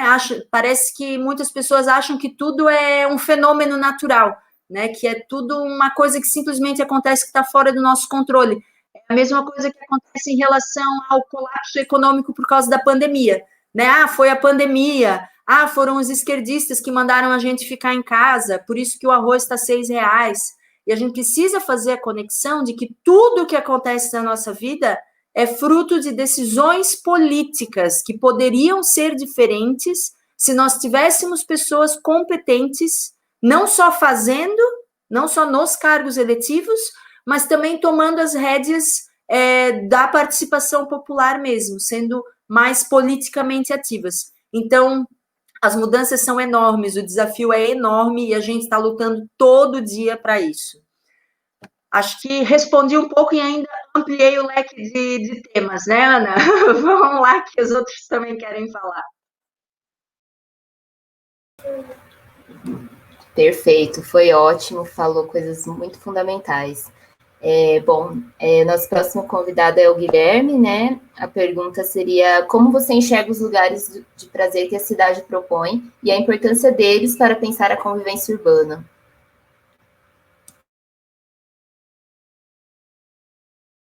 Bom, primeiro eu vou responder ao João Negro, né? Que eu acho que respeito é importante em todos os lugares em que a gente frequenta, né? Ele está mandando mensagens no chat com muito ódio, então clamo aí por um pouco mais de respeito por todos e todos nós, né? Eu acho que quando a gente fala de espaço de lazer numa cidade, a gente precisa entender quais são os lazeres em que as pessoas se sentem confortáveis e seguras, né? Quando alguém vai ao shopping, não é só porque tem um estacionamento fácil, porque tem um conjunto de lojas, né? Tem muito a ver com a perspectiva de segurança, né? De privatização da segurança dessas pessoas. Então, quando a gente fala de um parque, né, que é um espaço de lazer que supostamente seria público, a gente está falando de um lugar que, via de regra, as pessoas não sentem uma segurança de estar ali, né, que tem tudo a ver com o privado e o público, né, a forma como a gente construiu a ocupação das pessoas na cidade, da sensação de pertencimento. Se quando a gente pega uma criança, coloca ela dentro do carro, né, desde que ela nasce, vai à escola, vai à universidade e todo o deslocamento dela é feito dentro de um automóvel, em cima de uma moto, qual é a sensação de pertencimento a essa cidade que essa criança vai ter? Como que a gente vai conseguir convidá-la a frequentar um espaço público, por exemplo, depois de adulta, se ela nunca fez isso durante a vida dela? Então, eu acho que essa discussão sobre espaços de lazer, ela passa também por aí, né? Passa pela necessidade da gente compreender o que de fato as pessoas desejam, né? E hoje elas desejam um shopping, né? Que é um espaço de lazer privado. E cabe a nós, então, num processo de ampliação do que é público, discutir por que não mais parques e praças nos bairros, né? Mais próximo das pessoas, porque normalmente essas praças e parques, elas também estão localizados em lugares centralizados, né? Não existe uma distribuição equânime desses espaços verdes em toda a cidade, né? Então as periferias não têm acesso a um grande espaço de lazer. Em Belo Horizonte a gente está discutindo a desativação de um aeroporto que é no meio da cidade e o que fazer com esse aeroporto. E no mínimo tem dois grandes grupos de interesse aí, né? Um são pessoas que querem transformar o aeroporto Carlos Prates num parque, né? Não necessariamente num parque fechado, mas talvez um bosque, né? É preciso que a gente lembre também que debaixo do asfalto tem terra, né? Uma terra que às vezes pode ser plantada. Então, a gente pode retirar um aeroporto e criar parte dele um bosque, uma agrofloresta, e um outro lado, né, de outro grupo de interesse, pode ser que queira criar um grande shopping ali, que é um espaço enorme, né, que já tem, inclusive, até infraestrutura para isso, e onde era a pista de decolagem poderia ser um grande estacionamento, e a gente perderia bastante essa disputa de narrativa, né? Então, eu acho que cabe a nós darmos um pouco mais de compreensão sobre a importância desses espaços de lazer nas nossas cidades, né? Porque são espaços de captura de carbono, né? Quando a gente fala de arborização, a gente está falando de captura de carbono, de melhoria de sensação térmica, né? Então, uma série de outras coisas precisam debatidas quando a gente fala de espaço de lazer. E por fim, para encerrar, a mobilidade, né? Como que essas pessoas vão chegar nos espaços de lazer? Se a tarifa é tão cara, se andar de bicicleta parece ser tão perigoso para boa parte da população. Então, o meu desejo, né, é que tenha um parque ou uma praça em cada bairro das nossas cidades, né? Se não for possível, em cada regional. E a gente pensar, obviamente, que esses parques podem se conectar em grandes corredores verdes, que é o que tem sido feito em várias partes do mundo, né? Aqui em Belo Horizonte, especificamente, a gente ainda está no processo de asfaltamento da cidade, de concretar tudo que existe, concretar nossos rios, nossas matas, né? Mas existe uma outra possibilidade, né? Que é a gente tornar a nossa cidade mais verde, uma cidade que já foi muito verde. Na verdade, é mais do que um desejo, né? É uma necessidade. Se a gente quer que a nossa cidade tenha uma capacidade melhor de lidar com os desafios da questão climática por aí, e óbvio que é dar mais dignidade à vida das pessoas, porque não dá para a gente querer que as pessoas fritem em suas casas e vão para o shopping buscar também, além disso tudo que eu já citei, um ar um pouquinho mais agradável, né? Então fica aí a importância da gente pensar que tipo de espaço de lazer a gente quer nas nossas cidades, privados ou públicos. Muito bom. Realmente é bem importante a gente trazer essas reflexões, né? E pensar realmente, né, na cidade que a gente quer. Muito bom. Então, agora eu gostaria de chamar a Manu. A pergunta para ela seria: as narrativas sobre a cidade estão cada vez mais tensionadas.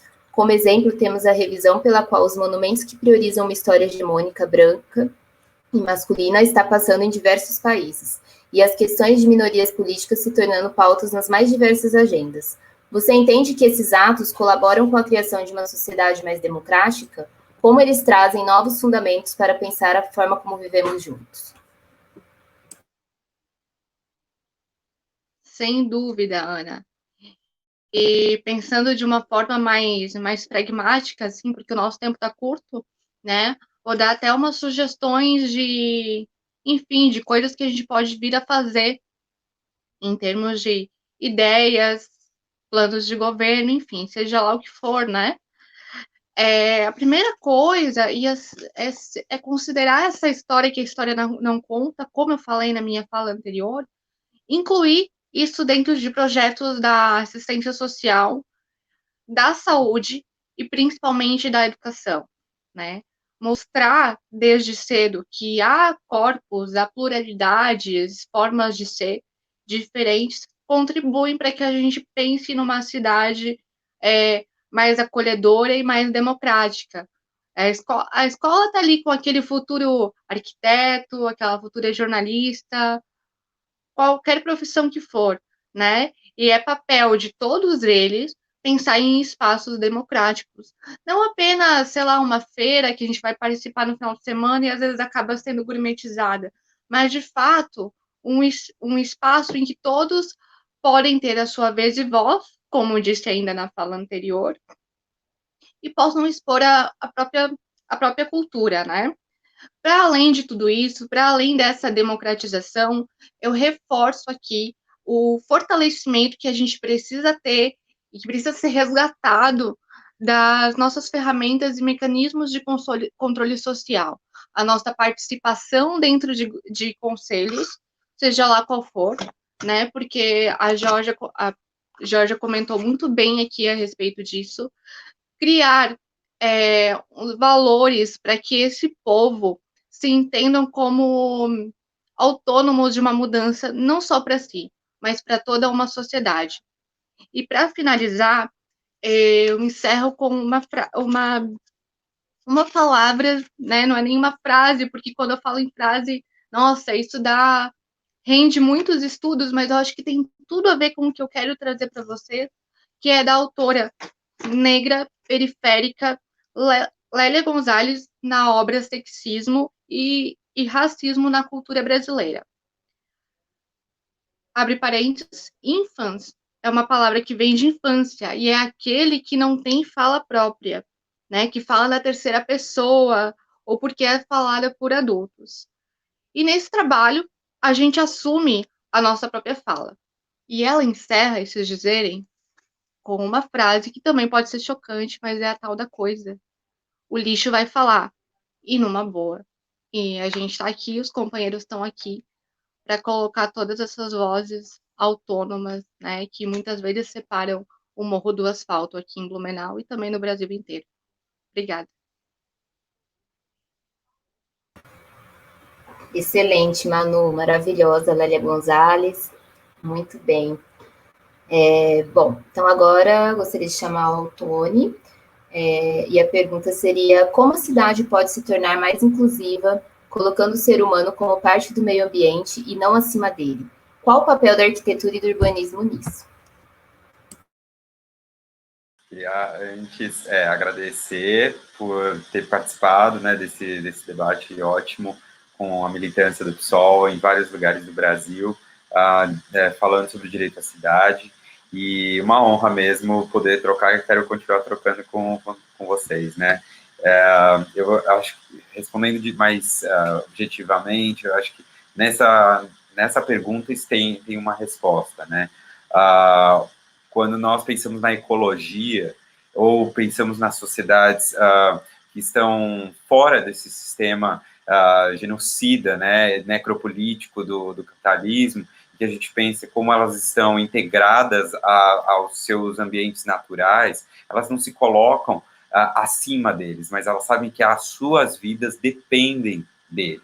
Então, o ser humano nós não podemos mais considerar esse mundo antropocêntrico como se nós tivéssemos como sobreviver a ele, ou, para deixar mais simples, né, como se a economia fosse algo oposto à saúde, né, que agora se firmou tanto na pandemia, né. Então, não tem como nós pensarmos numa cidade que vai ser mais inclusiva se ela não for para todas e todos. E incluir significa incluir nas decisões, no poder. Não se trata de fazer apenas as obras que são necessárias, mas se essas obras não estiverem sendo decididas com critérios de prioridade a combater as desigualdades estruturais que esse próprio sistema gera, nós vamos falar de inclusão só até a página 2. Nós vamos ter uma inclusão que sempre vai deixar gente excluída.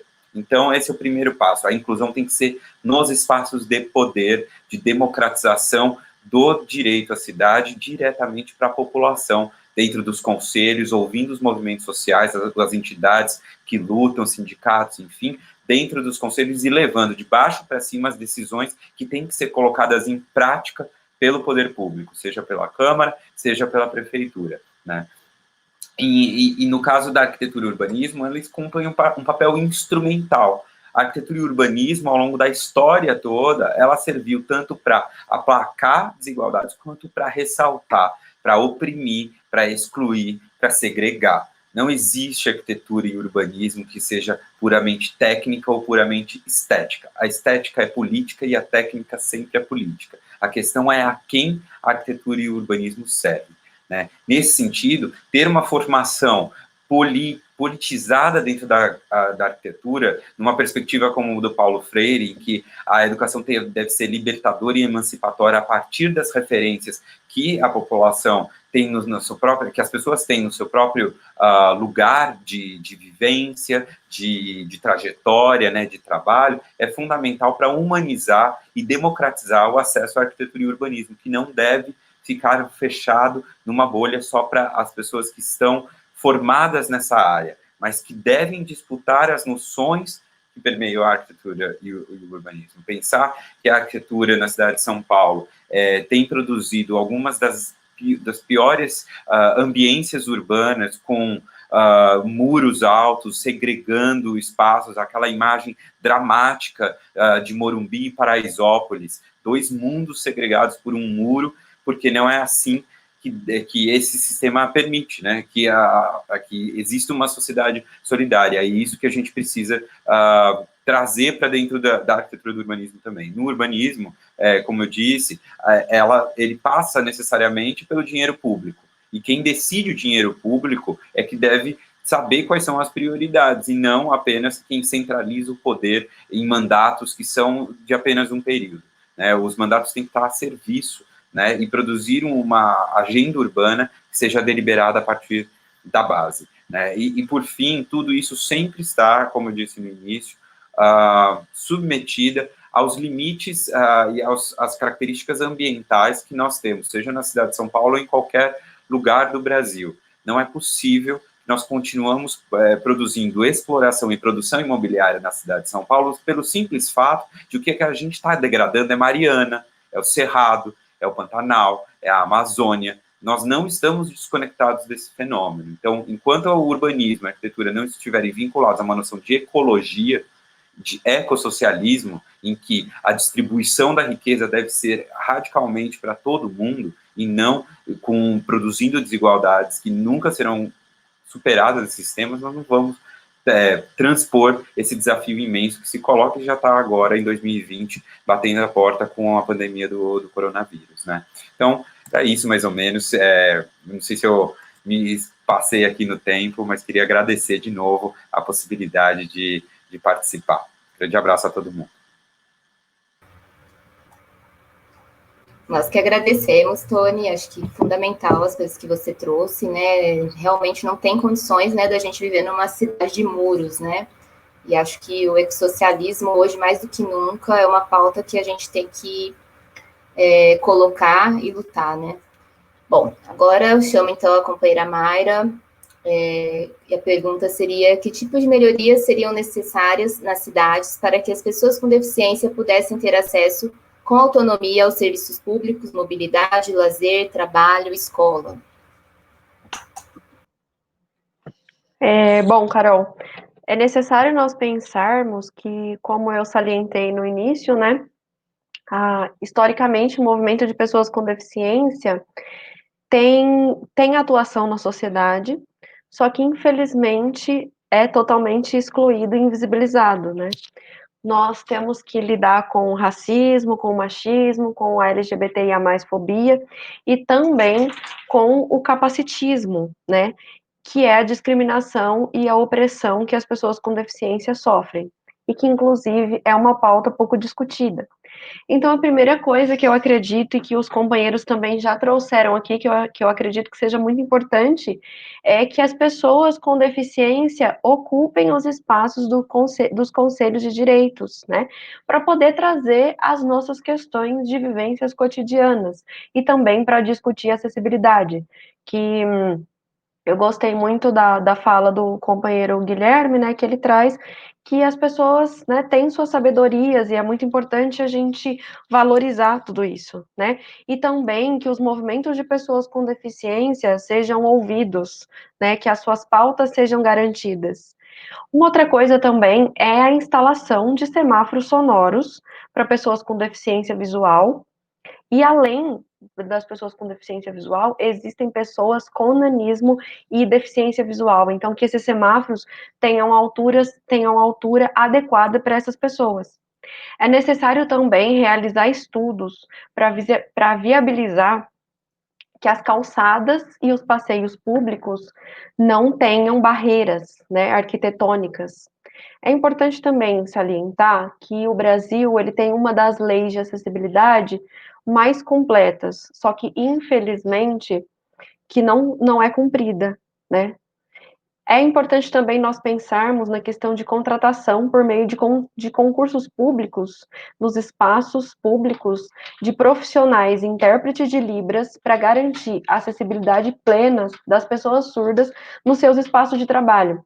Porque, Ana Carol, eu acredito, não só a Ana Carol, né, mas todos os companheiros que estão nos assistindo, que a questão da acessibilidade, ela funciona como uma cadeia.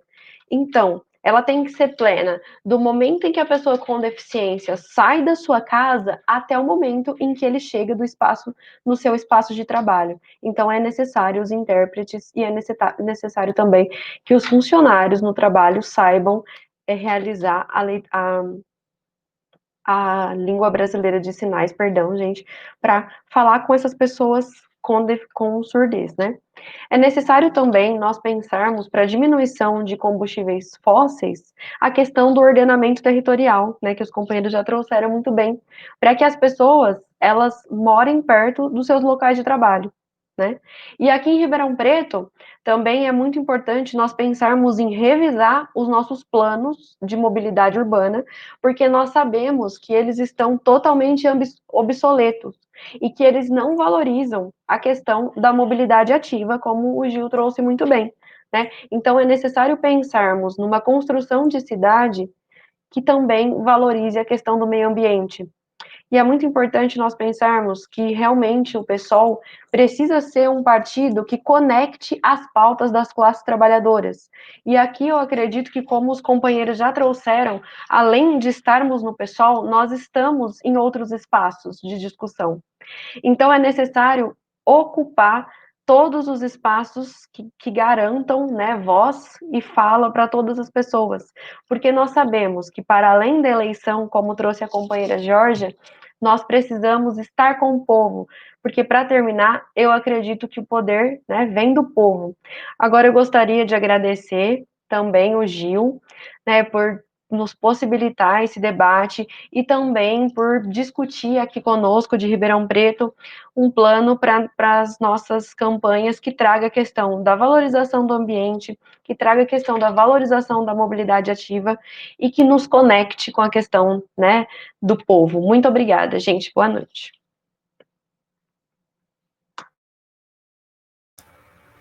Excelente, Mayra. É realmente bem importante todas essas questões, pensar na inclusão, acho que é fundamental, já passou da hora, né, da gente ter essas pautas em evidência e que elas sejam realmente pautadas para que mudanças aconteçam, né, para que haja reais transformações, né. Bom, então agora, para finalizar, eu gostaria de chamar o companheiro Gil, e a pergunta seria: como a cidade poderia se organizar para que mais pessoas pudessem se locomover a pé e de bicicleta? Bom, eu vou aproveitar rapidamente para algumas considerações nas falas dos nossos companheiros e companheiras aí. Em relação aqui em Blumenau, eu deixo uma pergunta. Aqui em Blumenau nós temos em torno de 6 mil pessoas cegas e com baixa visão. E a pergunta que eu deixo é: quantas pessoas nós aqui de Blumenau vimos essas pessoas aí pela rua caminhando, né? Então, automaticamente, não se dá o direito à cidade para que essas pessoas possam sair. Tem um que eu conheço, que é o Gilberto, que ele é muito ativo, então está sempre circulando por aí. Em relação ao semáforo sonoro, Mayra, foi instalado agora recentemente aqui em Blumenau, então nós temos vários semáforos sonoros na cidade e já tem uma movimentação de pessoas reclamando do barulho que ele faz. Mas ninguém reclama da poluição que os automóveis emitem e nem da poluição sonora que eles emitem também, mas o semáforo sonoro é um problema para algumas pessoas, né? Na fala ali do Tony, eu gostaria de fazer um destaque para que ele fez para o olhar à periferia, né? Então, sempre quando a gente está debatendo as questões de mobilidade, sempre é muito forte a questão da periferia. As ciclovias, ciclofaixas, né? Esses ambientes cicláveis, eles estão sempre nas áreas mais centrais, as áreas mais favorecidas das cidades, né? Então, é muito importante ter esse olhar para a periferia. A Manu traz um relato muito importante dessa parte história da nossa cidade, que nós aqui, tanto eu quanto Geórgia, conhecemos bastante, né? E uma fala bem legal do Tampieri, né, do Guilherme, foi em relação aos direitos animais. O Guilherme conhece a Sheila Hempmeier, uma ativista aqui de Blumenau, também cicloativista. Ela participou de uma live onde o tema era cidades mais humanas, e ela fez o seguinte questionamento, né? E achei muito interessante. A gente não vê um jacaré tentando jacarerizar o rio, uma arara arararizar o o ar, né? O espaço. E por que a gente tem que humanizar, né? Então, a gente precisa pensar em cidades vivas e cidades com demais seres vivos, não somos só nós, né? Às vezes até, eu sempre gostei muito do Yangel, né, que tem o Cidade para as Pessoas, mas eu já começo a pensar um pouco diferente, né? Eu acho que a gente precisa mais além. É cidade para as vidas, né? Eu acho que se nós existimos é porque tem cobra, tem pernilongo, tem outros seres vivos, tem bactérias que faz com que toda essa nossa convivência. E a Georgia, ela fala do parque aqui de Blumenau, né, o Parque Ramiro. Para mim, eu defino aquilo ali como uma praça gigante, Jorge, não como um parque, né? Eu não sei se existem alguns critérios para definir o que é um parque ou não. Ela comentou também da demanda reprimida de pessoas que gostariam de estar utilizando a bicicleta, mas acabam não fazendo por falta de segurança e infraestrutura, então isso é um número muito grande aqui em Blumenau. E em relação à fala tanto do Tony quanto da Georgia, que as eleições são um meio, né? Então, esse debate que está acontecendo, eu fico muito feliz disso estar acontecendo, e eu acho que nós devemos dar continuidade até pós-eleições, né? De fazer esse encontro via demais pessoal do Brasil inteiro com várias pautas. Eu acho que isso é muito enriquecedor. E esse engajamento dos militantes e das militantes do PSOL, não são pessoas que caíram de paraquedas e estão aqui por causa das eleições, são pessoas que vivenciam essa pauta, né? Então é muito importante essa fala da Georgia, e eu sinto mesmo isso. Eu conheci muitas pessoas do meio da bicicleta que colocaram-se à disposição como pré-candidatas e pré-candidatos, e conforme eu vou conhecendo, são pessoas do pessoal, né? Então, eu fico bem, bem feliz que essa pauta tá sendo trazida. Agora, em relação à pergunta, rapidamente, né? Como se locomover a pé e de bicicleta? Eu acho que nós precisamos de calçadas com qualidade e acessíveis também, né? Um plano de arborização é fundamental para que incentive com que as pessoas possam caminhar. Então, Blumenau é uma cidade bastante quente. Eu tive uma experiência no passado, no Bicicultura de Maringá, onde eu pedalei numa cidade arborizada. Faz muita diferença, o que não é a realidade aqui em Blumenau. Um outro tema bastante importante são os postes de iluminação pública. Eu acho que a fiação subterrânea daria um potencial muito grande para a gente ter uma cidade mais arborizada. Em relação à bicicleta, eu vou citar o Programa Bicicleta Brasil, que é uma lei federal, número 13.724 de 2008, que tem como objetivo incentivar a bicicleta como meio de transporte. E através desse programa surgiu a Estratégia Nacional de Promoção da Mobilidade, a cachorrada, por bicicleta. Então, o objetivo é tornar o Brasil um país amigo da bicicleta até 2030. E eles elencaram vários problemas. Então, dessa estratégia, participa, por parte da sociedade civil, a União de Ciclistas do Brasil, que seria a entidade guarda-chuva de todos os movimentos relacionados à bicicleta e à mobilidade ativa, e também a WRI Brasil. Então, temos representantes do setor produtivo da bicicleta, e do poder público, o Conselho, a Confederação Nacional dos Municípios, Frente Nacional dos Prefeitos e a Secretaria Nacional de Mobilidade e Desenvolvimento Regional e Urbano, Ministério do Desenvolvimento Regional. Então, alguns itens elencados para que o Brasil torne-se um país amigo da bicicleta até 2030. Um deles, percepção da insegurança no uso da bicicleta, cultura de que o espaço viário pertence somente ao carro, aquilo que a Georgia já tinha comentado. Então, se não tem ciclovia, ciclofaixa, o lugar da bicicleta, sim, é na pista, é um direito nosso. E é um dever de quem passa pelo ciclista que cumpra 1,5 m, que diminua a velocidade, né? Um outro tema importante é pensar que, para a bicicleta, somente existe a ciclovia, ou seja, segregação viária como única e onipresente. Então, se você pegar em periferias, em ruas mais periféricas, onde não tem um espaço para bicicleta, não tem espaço para a instalação de uma ciclovia, de uma ciclofaixa, é um direito utilizar a pista sim. E daí eu destaco um trabalho que o Guilherme Tampieri faz em BH, junto com o coletivo de lá, que é o Desvelocidades. Então, a partir do momento que você começa a reduzir a velocidade dos motorizados nas vias, essas pessoas começam a utilizar mais a bicicleta. Então, mais uma outra um item bastante importante, né? e desinformação relacionada aos benefícios da bicicleta, né? Então, o próprio poder público, ele não reconhece a bicicleta como algo positivo para o município. A gente tem políticas públicas que não se falam entre si, políticas públicas, você não tem uma política setorial relacionada com educação, saúde, que insere o tema da bicicleta. Eu acho que é bastante importante.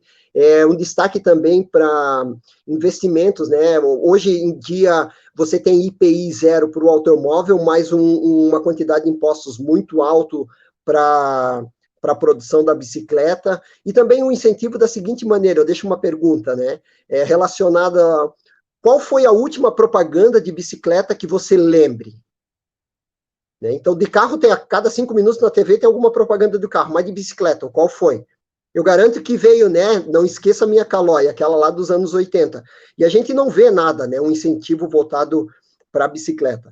Então, acho que seriam essas as questões. Gostaria de agradecer demais a presença de todas, todos, todes, e dizer que fiquei muito feliz mesmo, e eu espero que o pessoal cresça cada vez mais. Hoje, durante o jornal do local aqui, quando apareceu as convenções, a minha companheira até comentou, ela disse, como o pessoal tá grande, né? E realmente, eu acho que a gente faz tudo isso para fortalecer cada vez mais o nosso partido e que isso aconteça no decorrer de todos os anos. E um agradecimento muito especial à Letícia e à Mari, que fizeram toda essa interpretação aqui para a gente. Valeu, muito obrigado. Excelente, companheiros, companheiras. Nossa, essa sua fala, a hora que você falou da propaganda de hoje, já me veio a Caloi, acho que foi a última mesmo, que coisa triste, né, gente? Nossa, não é fácil. Acho que a gente teve aí falas bem relevantes, né, grandes contribuições de todos os participantes. É muito importante, realmente, que mais espaços de diálogos como esses aconteçam. E como bem salientaram muitos, né, dos nossos participantes, das nossos participantes e das nossas participantes, né, acho que é fundamental que a gente, neste ano, né, que tem a possibilidade, nós que temos a possibilidade de enfrentar toda essa situação desastrosa que a gente está vivendo, né, através do exercício da participação política durante as eleições, que a gente o faça, né, que a gente não deixe de se envolver com a política, né. Os participantes e as participantes da conversa de hoje, eles são pessoas de muita coragem, por estarem se candidatando com tanto compromisso, lutando por essas pautas, né, que estão sendo tão atacadas pelo atual governo. Acho que a conjuntura ela não está nada fácil, né, e por isso realmente eu parabenizo todos aqueles que têm coragem e compromisso social e que estão se colocando à disposição de transformar realmente, né. A gente sabe que dentro da democracia, né, como já foi colocado, a Georgia colocou, né, dentro da democracia que a gente vive, o processo eleitoral ele acaba favorecendo apenas um grupo de pessoas bem seletos, né? Infelizmente, são as pessoas mais ricas que largam na frente nessa disputa, né? E que ocupam a maior parte dos cargos políticos, né? E defendem aí o interesse realmente dos poderosos e não estão dispostos a governar para o povo e para a maioria, né? E justamente essa situação que favorece a propagação desse discurso hegemônico, né, um discurso da classe dominante, também um discurso pós-político, antipolítico, né, de tanta fake news. Essas ideias acabam distanciando realmente o povo da política, não incentivam o interesse pelo processo eleitoral e de participação popular mesmo também em locais de tomada de decisão, né, como são os conselhos populares, né, e acaba gerando realmente um esvaziamento da representação popular e garantindo apenas o interesse dos poderosos. Então, sabemos que a sociedade que a gente quer, na sociedade que a gente quer, as decisões elas vão ser tomadas de forma horizontalizada e democrática, e que o povo vai escolher o que é melhor para si, considerando a relação com o meio, com os outros animais. Mas até chegar nesse ponto, a gente precisa usar realmente o processo eleitoral como uma ferramenta. É uma oportunidade da gente trazer para o debate temas importantes e urgentes, como é o direito à cidade, e também é uma oportunidade da gente expor as necessidades de mudança radical mesmo, né, e mostrar que um novo mundo ele é possível, né, e que a construção desse novo mundo vai ser fruto de um trabalho coletivo, de cooperação, de envolvimento de todos nós, né. Acho que fica o chamado realmente de urgência, a grande necessidade para que principalmente os mais atingidos pelas desigualdades urbanas, rurais, que eles estejam cada vez mais engajados nas lutas para subverter as lógicas desse projeto de gestão, de desenvolvimento excludente, que é baseado na especulação imobiliária, no agronegócio. Eu queria, inclusive, lembrar aqui, né, a nossa companheira Marielle Franco, que um texto dela que é intitulado Nossos Corpos, Nossa Cor, Nossa Cidade, os impactos causados pelas intervenções decorrentes dos grandes projetos de urbanização no Rio de Janeiro. Nesse texto, ela fala da necessidade da gente ressignificar as relações dos cidadãos na cidade, né?